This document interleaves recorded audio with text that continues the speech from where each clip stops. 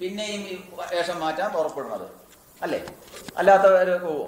ഒരു പ്രയോജനമില്ലാത്ത കാര്യത്തിൽ മൂഢന്മാർ പോലും പ്രവർത്തിക്കില്ല എന്നാ ശാസ്ത്രം പറഞ്ഞത്. അതുകൊണ്ട് ഇക്കൊല്ലം പോയി അടുത്ത കൊല്ലം പോകുന്നുണ്ടെങ്കിൽ ഉറപ്പാണെന്ത്, അതെന്തോ ഒരു സുഖം അതുകൊണ്ടുണ്ടായിരുന്നു. പക്ഷെ ആ സുഖത്തെ അല്പമെങ്കിലും പിടിച്ചു നിർത്താൻ, അനുസന്ധാനം ചെയ്യാൻ ഒരാൾ തയ്യാറായാൽ 18 കൊല്ലമൊന്നും വേണ്ടി വരില്ല ഗുരുസ്വാമി ആവാൻ. വിലയിരുത്താത്തത് കൊണ്ട് രക്ഷപ്പെടുന്നു എന്ന് ഒരിക്കലും ഗുരു ആവുന്നില്ല, ലഘു തന്നെ. അതുകൊണ്ടാണ് തസ്മിൻ അനന്യത തദ് വിരോധിഷു ഉദാസീനത ച, അനന്യത ഭേദാഭാവവും തദ് വിരോധിഷു അതിനോട് എതിർപ്പുള്ളവയിൽ ഉദാസീനത ച ഔദാസീന്യവും ജയേതേ ഉണ്ടാകുന്നു. ഏതിന്? ഈ ആനന്ദത്തിന് തടസ്സമായിരിക്കുന്നവയോട്, നാവിന് വേണ്ടി ജീവിക്കലിനോട്. നാവിന് വേണ്ടി ജീവിച്ചുകൊണ്ടാണ് അല്ലേ രോഗം വരുത്തുന്നത്. വയറിനെ അറിയാതെ, എന്റെ വയറാണെന്ന് അറിയാതെ ഓരോരുത്തരും നിർബന്ധിച്ചിട്ട് ഞാൻ കഴിക്കാൻ പോയാൽ എന്താവും? ഇങ്ങനെ ഇന്ദ്രിയങ്ങൾ പ്രേരിപ്പിക്കും പോലെ പ്രവർത്തിപ്പിച്ചത് കൊണ്ടാണ്, താൻ പോകുന്നത് കൊണ്ടാണ് തനിക്ക് പല അപകടങ്ങളും സംഭവിക്കുന്നത്. അങ്ങനെ ജീവിച്ചത് കൊണ്ട് എന്ത് വേണം? ഇവിടെ ഭക്തിക്ക് അത് വിരോധമാണ്. ഈശ്വര സാക്ഷാത്കാരത്തിന് യത്നിക്കുന്ന ഒരാള് എന്ത് ചെയ്യണം?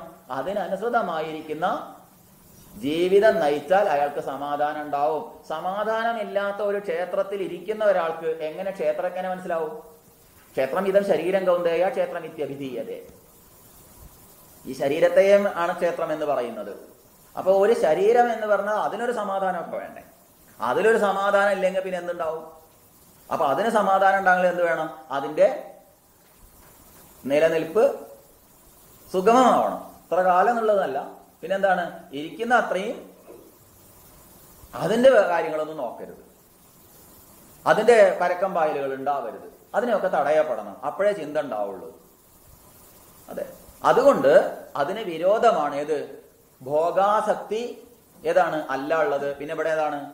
ഇവിടെ അതൊക്കെ വിരോധമാണ് എന്ന് പറയും. വിരോധമാണെന്ന് പറഞ്ഞാൽ നല്ലൊരു ഉദ്ദേശത്തിന് വേണ്ടി അതിനു വേണ്ടിയുള്ള ചില ചിട്ടപ്പെടുത്തലുകള്, ചില മെരുക്കിയെടുക്കലുകൾ ആവശ്യമാണ് എന്ന് വന്നു. അതിന്റെ പേരാണ് വ്രതം എന്ന്. അങ്ങനെ ആ ന്യാസത്തിൽ അനന്യത, ഭേദാഭാവവും വിരോധം ആരോടാ? അന്യമായി മറ്റൊന്ന് കാണുന്നവനാണ് വിരോധം ഉണ്ടാവുന്നത്. അന്യമായിട്ടൊന്നും കാണാതിരിക്കും. മറ്റുള്ളവരിൽ നിന്നാണ്, തന്റെ ശത്രുവാണ് മറ്റുള്ളവൻ എന്ന് ധരിച്ചു, അയാള് കാരണമാണ് എനിക്ക് ആപത്തുണ്ടായതെന്ന് പോലും ധരിച്ചിട്ടുണ്ടാവണം. മറുപക്ഷത്താണ് കുറ്റമങ്ങൾ എന്ന് തോന്നിയാൽ പോലും അയാളോട് പോയി ക്ഷമയാചിക്കണം എന്നൊക്കെ വിധിവിധാനങ്ങളുണ്ട് പരസ്പരം നന്നാവാനേ. ഇന്നിപ്പോ അതൊന്നും അല്ല. ഇന്നിപ്പോ ക്ഷേത്രത്തിൽ പോയി കഴിഞ്ഞാൽ അവിടെയും ഇങ്ങനെയൊക്കെ തന്നെ. എന്ത് വേറെ വേറെ രണ്ട് കമ്മിറ്റി എന്ന് മാത്രമല്ല, ശബരിമലയ്ക്ക് പോണ ബസ് വരെ രണ്ടെണ്ണം, പാർട്ടി അടിസ്ഥാനത്തിലൊക്കെ. അതെ, ഇതൊക്കെ ഒന്ന് പോയിട്ട് മനുഷ്യ ജീവിതത്തിൽ ഇതൊന്നും ആവരുത്. വ്യവഹാരത്തിൽ ഇതൊക്കെ വേണ്ടി വരും. പക്ഷെ അത് വ്യവഹാരത്തിലുള്ളതാണ്. പരമാർത്ഥത്തിൽ ഇത് കൂടി ചേരരുതേ. അതിന് ആയിട്ട് ആ വ്രതത്തെ സ്വീകരിച്ചാൽ തന്നെ ഒരു കൂട്ടായ്മ എന്നുള്ളത്. നമ്മൾ ഗ്രാമത്തിൽ ഒന്നായിട്ട് എല്ലാവരും ഒന്നായി ചേരുന്നു. അവിടെയുള്ള കഷ്ടനഷ്ടങ്ങളും പ്രയാസങ്ങളും പങ്കുവെക്കുന്നു, തമ്മിൽ അറിയുന്നു. അവിടെയും ഈ മറ്റേ യാത്രയ്ക്ക് പോകുന്നവർ ഇടതുപക്ഷ സ്വാമിമാരും വലതുപക്ഷ സ്വാമികളും മധ്യപക്ഷ സ്വാമിമാരും ആയിട്ട് മാറുന്നു. അല്ല, ഉണ്ടാവുന്ന സംഭവം അത്.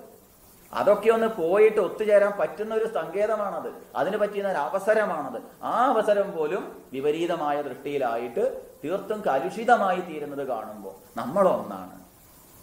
അവിടെ നമ്മൾ ഇതും പറഞ്ഞിരിക്കാൻ വയ്യ എന്നുള്ള എന്ത് വിരോധം ഉണ്ടെങ്കിൽ ആ വിരോധമൊന്നും വെച്ചുകൊണ്ടിരിക്കുന്ന ഒരു വ്രതത്തിന്, ഒരു ഭക്തിക്ക് തടസ്സമാണത്. അതുകൊണ്ട് വിരോധമില്ലാത്ത അത് വിരോധിഷു ഉദാസീനതാച്ച, അതിലൊക്കെ ഉദാസീന മനോഭാവം. എന്താ ഉദാസീനത? അവിടെ ഉദാസീനത എന്നുള്ളത് ഒരു ഈ എന്താ പറയാ, അതിനോടൊന്നും അത് പരിഗണന കൊടുക്കാതിരിക്കുക.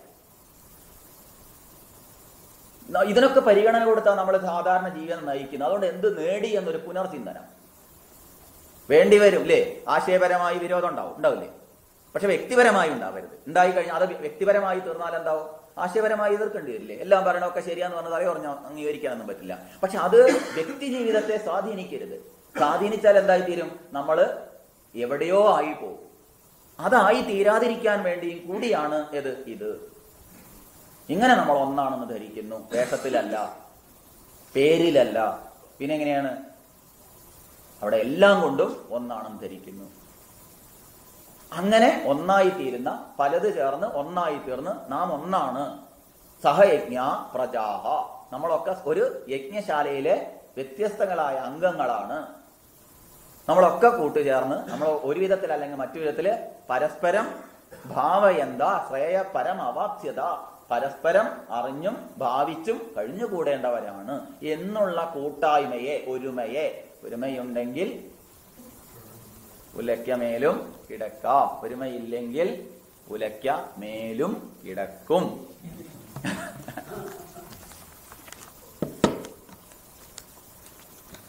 ഓം ഗുരുർബ്രഹ്മ ഗുരുർവിഷ്ണു ഗുരുർദേവോ മഹേശ്വരഃ ഗുരു സാക്ഷാത് പരം ബ്രഹ്മ തസ്മൈ ശ്രീ ഗുരവേ നമഃ.